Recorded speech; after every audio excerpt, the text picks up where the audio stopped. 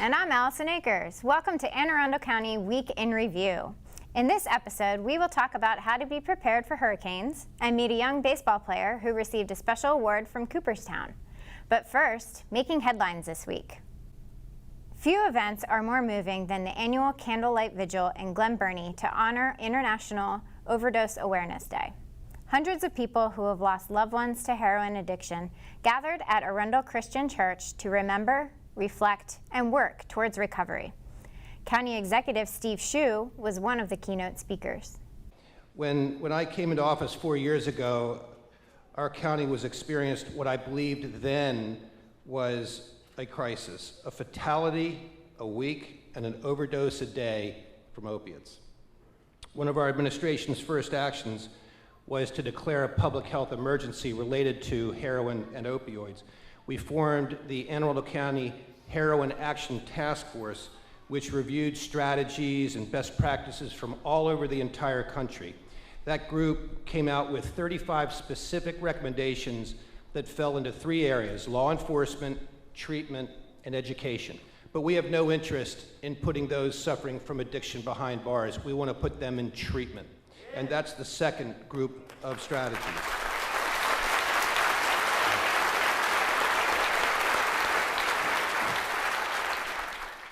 Everyone wore black t-shirts with numbers on them representing each death from the year. The main message was one of hope. Event organizer Angel Trainer encouraged the audience to keep working toward recovery. We seek to open a recovery community center in Annapolis. We are determined to have this vision become a reality. This team has worked hard to bring recovery to your front door, and it has been a beautiful thing for me to watch. Also, please get your bracelets on your way out, just to remember the lives that are lost. If you or someone you love is struggling with any kind of substance abuse, there is help out there. Please call our warm line at 410-768-5522.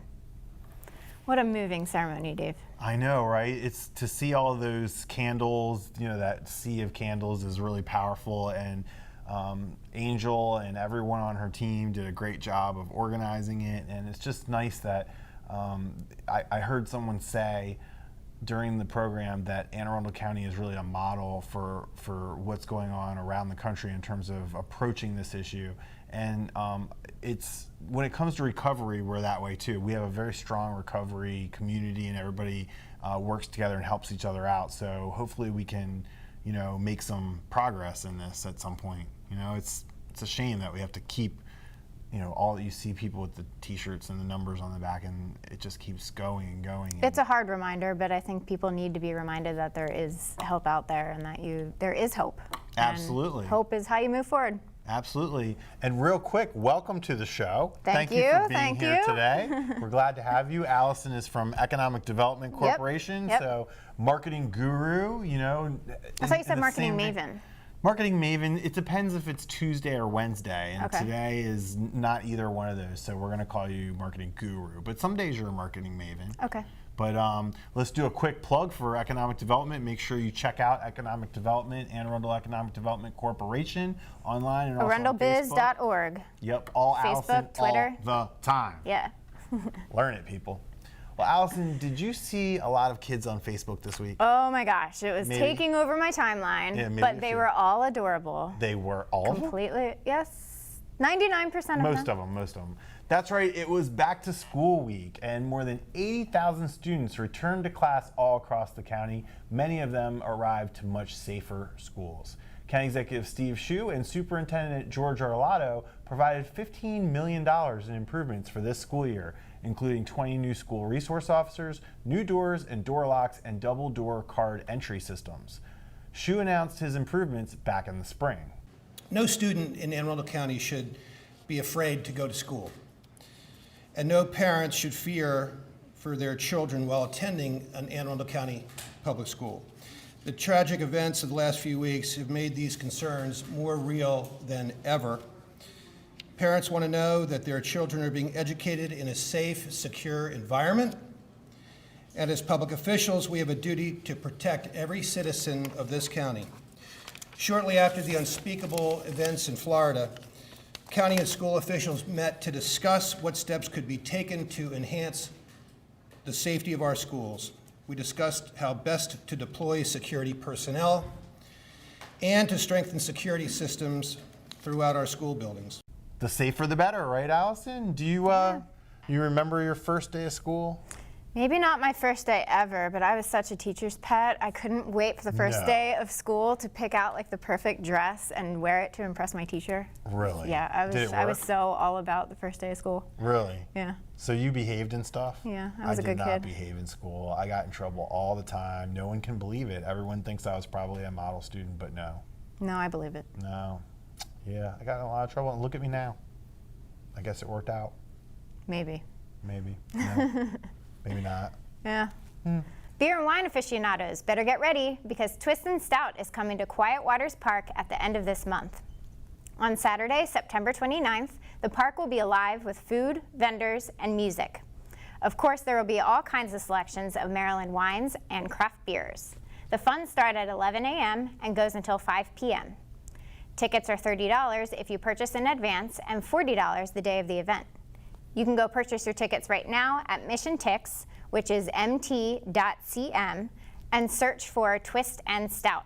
I obviously have this one marked on my calendar already, Dave. Obviously. But Economic Development is also a sponsor, so of course I do. That's right. And you know all the intimate details of the new breweries that we have around the I do. We do have county. some really good Anne Arundel breweries here. And wineries. We have Yes, some wineries and the wineries. as well. So truthfully though, you're gonna be there? Yes. You're gonna be like working this event. Yes. Okay. Maybe. I think so. Is there anything in particular you're looking forward to the most out of it? Honestly, I think it's just going to be a great atmosphere. Yeah. Everyone's going to have a lot of fun and taste a lot of really good wine and beer. Are you a big Quiet Waters person? I am. I love Quiet Waters. Awesome. Love Quiet Waters. Yeah. Totally awesome.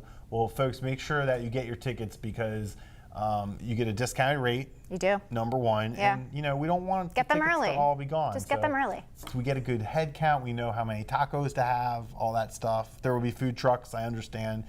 We have a big food truck theme in the show. You're going to see about that. Yeah. But check out Twist and Stout. And on the next time we have Allison here, we'll sing Twist and Shout to have the theme. Dave will sing. I will not. I won't. Nobody wants me to sing. Well, we're going to take a quick break, and when we return, we'll talk to Jim Krempel about emergency preparedness. Take a look at our community calendar for events happening around town, and we'll be right back.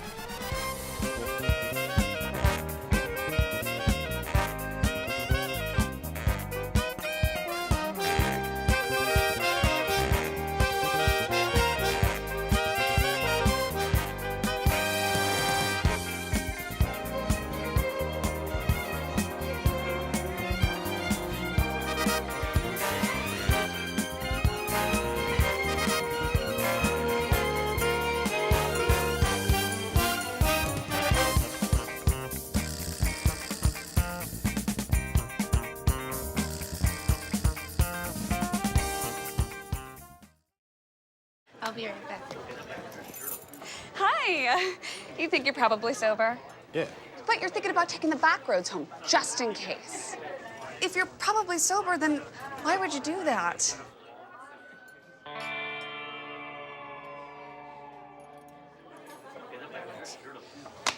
Good choice. Probably okay isn't okay. If you see a warning sign, stop and call a cab, a car, or a friend. That's a full glass of wine. I'll be chatting you later.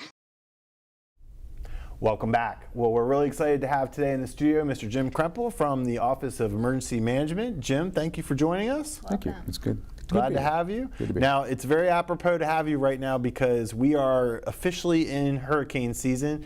Tell us how we know whether a hurricane is threatening Anne Arundel County. Well, the hurricane season really goes from the 1st of June to the 30th of November. So we're actually in the height of the hurricane season right now. That's typically August, September, and October. In fact, we actually have 2 hurricanes out in the Atlantic right now as we speak. We ask everyone to monitor the news and the weather and the TV and monitor social media. It's things everybody does anyway. Keep in contact with your friends and family, so keep one another informed. That always works. You can also go to our OEM website, Office of Emergency Management website, and they can Google simply Anne Arundel County Office of Emergency Management. It'll take you right to the website. Okay. We're also on social media. We use Instagram, Facebook, and Twitter, so we keep our citizens informed that way. Allison's on Instagram. I'm not on Instagram. Yeah, I am. She's Okay. cooler. So I'll She's follow cool. you. That's Yeah, what I'll most make of sure the I under follow 30 do these days. Oh, okay. You're under 30, right? No, I'm Yeah, under 30. Okay. Real quick, we didn't have this, but what's the difference between a warning and a watch? So warning means that the storm is probable. It may actually hit, and it's a 36-hour window. A watch is a 48-hour window. It comes before a warning, and it means that it might hit. Okay. So one means get prepared, and one means take action. For some reason, I always feel like watch is the one. I always get them flipped because the wording sounds. Yeah, I never know the difference. Right? It's really easy. Be on watch. The warning is the And then one you better warning- get to where you got to Exactly. go Okay. right now. So we say everybody have their preparations before even the watch happens. Okay. And When we'll you talk see about that. okay, got it. Before the watch happens. All right. What are the effects of a hurricane that we need to be on the lookout for? So everyone hears about this, the Saffir-Simpson scale. That's the hurricane categories from 1 to 5. So the National Weather Service says that a hurricane starts at 74 miles an hour sustained wind and goes above. And they say that 111 miles an hour or more is a major hurricane. But the truth is, even a low-level hurricane can cause a lot of damage because it's not just one thing.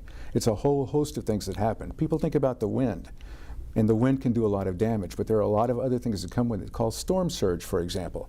So you have your high tide and you have storm surge over the top of that, and that creates a lot more damage. So if something were to come up the Chesapeake Bay for us, it could be very damaging to low-lying areas. Then it brings torrential rain. So we could have 20, 40, 50 inches of rain extra than we've normally had, and we've had a lot lately. And that could cause flash flooding and area flooding, and that's a lot of rise of water then. I know we've seen a lot of flooding around here. Oh, well, this has been a very wet winter. Yeah. And then the other gift that hurricanes give is spawning tornadoes. So in Houston last year, they had a total of 54 tornadoes spawned in 2 days. Nope. And That's all a of those nope could cause situation. trouble. It is a nope situation. That's an Be absolute prepared. nope situation. Yep. If a hurricane is heading for our county, what are some things that people should do to be prepared? Well, the very first thing we do is say assess your risk right now. So look to see if you're in a low-lying area. And there's actually some websites you can go to see if you're in a low-lying area.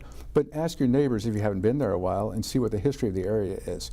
Do an insurance check right now to see if you have enough insurance on your house. If you're in a flood zone, then go ahead and get national flood insurance. And the trick with that is you have to get that 30 days in advance of the storm. So do it now. Do it now. Plan right now. Again, plan ahead. All this is plan ahead.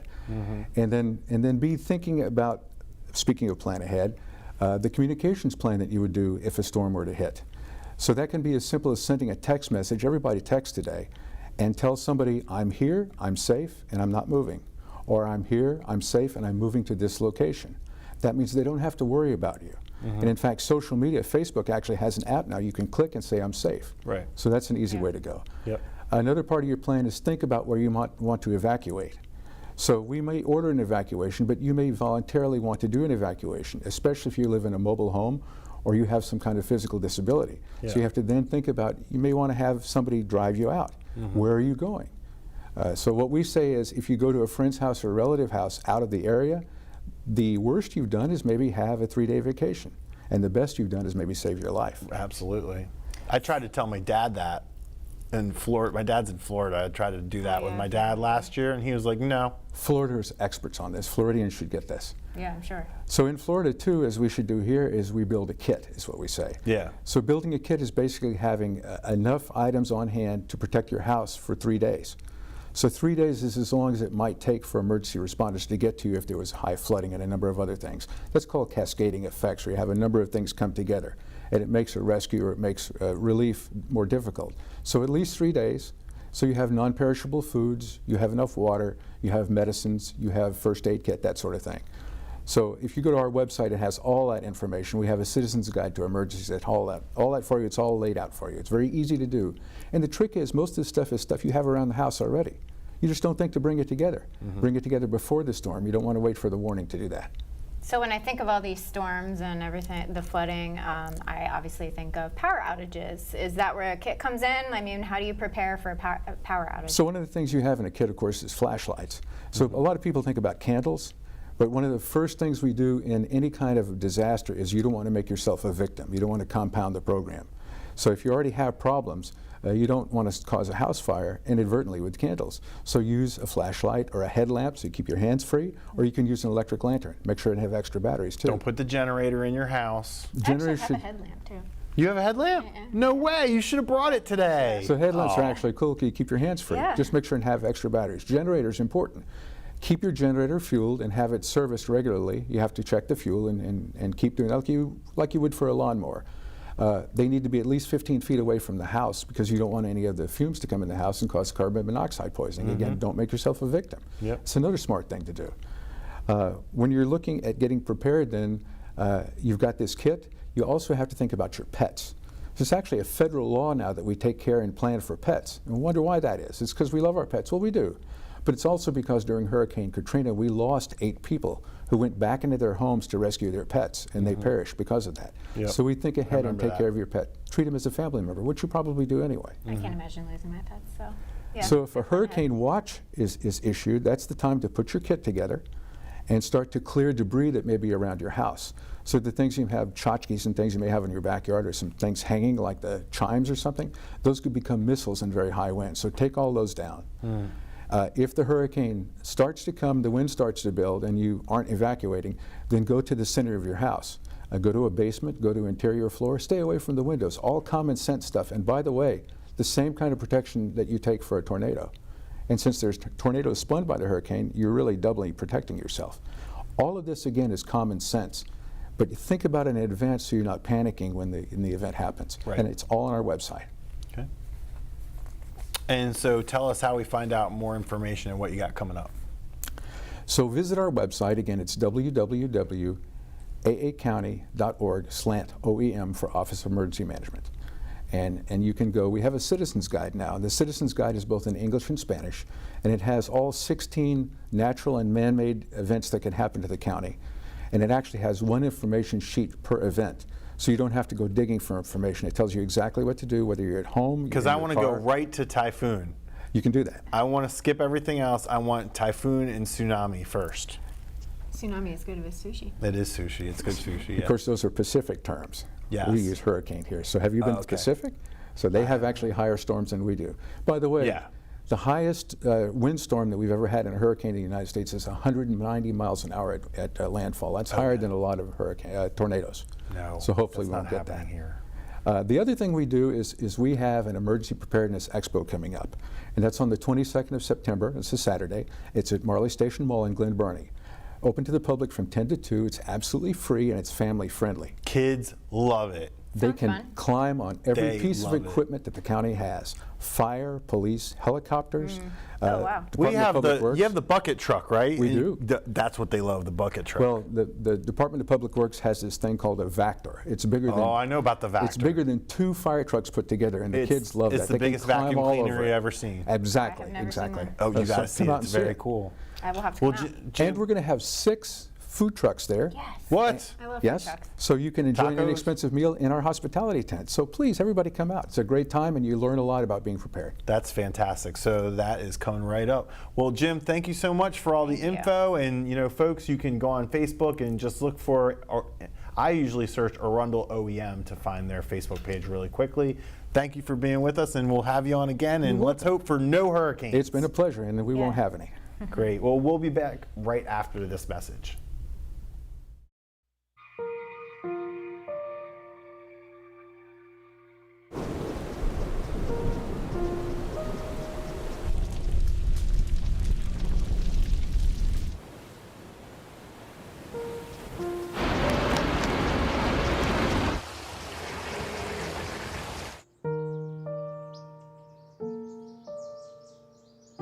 Don't wait. Communicate. Make your emergency plan today. Welcome back. So, what do Babe Ruth, Hank Aaron, and Cal Ripken all have in common? They are enshrined in Cooperstown. But one local player was honored by the most famous town in baseball as a young man. Sarah Gannon has more. Sarah? Thanks, guys. I'm at Woods Road Complex today interviewing the famous Kyle Emmons. Kyle Emmons, I first and foremost want to congratulate you. This young man had a huge accomplishment this summer. Can you tell us what that huge accomplishment was? I won the Golden Arm down at Cooperstown. And how did you win that? Or should I say, how did you win this? How did you win the Golden Arm Award? So from center field, I had to hit up almost like a little cornhole board. There were 3 sections on the board. I hit the middle section and the white section, or the lowest section, twice. And how many kids were competing for this? 103 other players were, Oh my gosh, and they were coming from all different states? all different states. So what took you to Cooperstown in the first place? The baseball team, my father, we were all really working for it and trying to get ready for Cooperstown the whole year. So did you win anything else other than the trophy? We won 6 games. You won 6 games. That's what we want to hear, right? Well, that's a huge accomplishment. And from what I understand, Kyle, you are the only one from Lake Shore that's ever won this. Yeah, So how do you feel about that? excited. It's a huge goal. That's awesome. Well, congratulations to the Gray Sox this year, and congratulations on all your wins. And let's play ball. And back to you in the studio. Thanks, Sarah. Nice job, Kyle. How about that kid? Wow. Huh? That's incredible. And how about you? Thank you for doing the show today. You did a marvelous job. Why, I think our thank audience you. will agree.